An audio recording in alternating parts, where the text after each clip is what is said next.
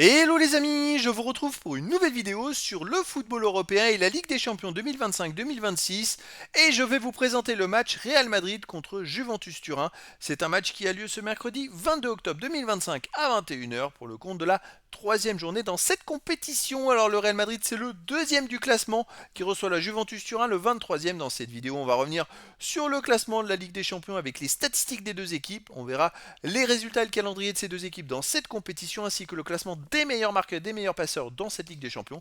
Puis on enchaînera par les 10 derniers résultats, toutes compétitions confondues et les stats du Real Madrid et de la Juventus Turin et on terminera par les compositions d'équipes et tactiques éventuelles, ce qui nous permettra d'avoir une idée et une tendance à cette rencontre. Alors pour ceux qui souhaitent voir ce match à la télé, sachez que vous pouvez le voir sur Canal Plus Sport. Et donc au classement, on a, je rappelle, une poule avec 36 équipes et 8 journées. À la fin des 8 journées, les 8 premiers seront qualifiés pour les huitièmes de finale. De la 9e à la 24e place, les équipes joueront des matchs de 16e de finale et au-delà, les équipes seront éliminées. Et pour l'instant, Real Madrid fait partie des 6 équipes qui ont gagné les deux premiers matchs. Ils sont deuxièmes avec 6 points en 2 matchs, 2 victoires, 7 buts marqués, 1 but encaissé, plus 6 de différence de but. Tandis que la Juventus Turin est 23e avec 2 points en 2 matchs, 2 nuls, 6 buts marqués, 6 buts encaissés, 0 de différence de but. Il y a eu beaucoup de buts avec eux, par contre 12 buts en 2 matchs, c'est quand même assez rare. Mais voilà, c'est que 2 points pris. Au niveau des résultats, le Real Madrid a battu à la première journée Marseille 2-1 difficilement. Puis ils ont gagné à Karatamati 5-0. Là, ils reçoivent la Juventus Turin, ils iront à Liverpool et à Olympiakos, ils reçoivent Manchester City puis Monaco, ils iront à Benfica. La Juventus Turin de son côté avait commencé par un nul contre le Borussia Dortmund 4-4 miraculeux puisqu'ils ont marqué 2 buts à la 94e et 96e minute. Puis ils ont fait 1-2-2 à Villarreal et là c'est eux qui ont pris un but à la 90e minute. Là ils jouent au Real Madrid, ils recevront le Sporting Portugal, ils iront à Bodo Glimt, ils recevront Pafos et Benfica, ils iront à Monaco. Au niveau des meilleurs marqueurs, en tête Kylian Mbappé du Real Madrid avec 5 buts en 2 matchs. C'est quand même fou, hein, un doublé, un triplé. Bravo à lui. Sinon pour la Juve, il y a Vlahovic qui apparaît avec 2 buts et il n'y a pas d'autres joueurs des deux équipes dans les 18 premiers du classement pour l'instant. Et pour le classement des meilleurs passeurs, il n'y a aucun joueur des deux équipes dans les 18 premiers du classement pour l'instant. Les 10 derniers résultats, toutes compétitions confondues, le Real Madrid, 9 victoires, aucun nul, une défaite, 26 buts marqués, 10 buts encaissés, plus 16 de différence de but. La seule défaite, c'était à l'Atlético de Madrid, 5-2, mais vous voyez, ils se sont bien ressaisis.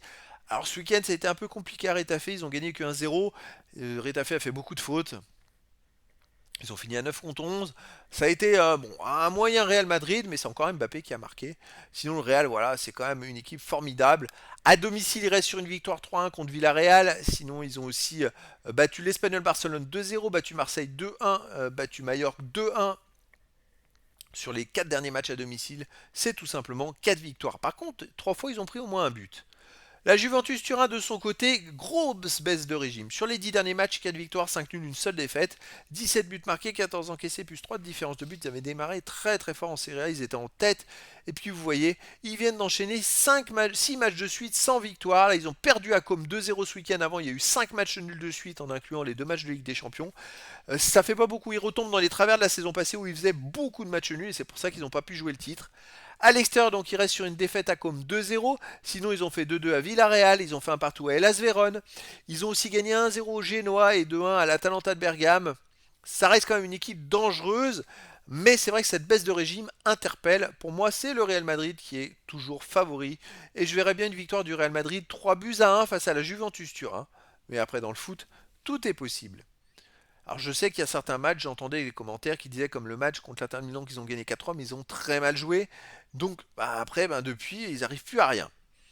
Ah, au niveau des compositions d'équipe et tactique, pour le Real Madrid, on aurait du 4-2-3, un gardien Courtois, défense Valverde, Asensio, Militao, Carreras, milieu de terrain défensif, Chouameni et Ceballos, milieu de terrain offensif et ailier, Brahim Diaz, Bellingham, Vinicius et attaquant Mbappé. Et pour la Juventus Turin, on aurait du 3-4-3 gardien Di Gregorio, défense Gatti, Rugani, Kelly, milieu de terrain Kalulu, Locatelli, Thuram, Cambiasso, attaquant Conceição, Vlahovic et Yildiz.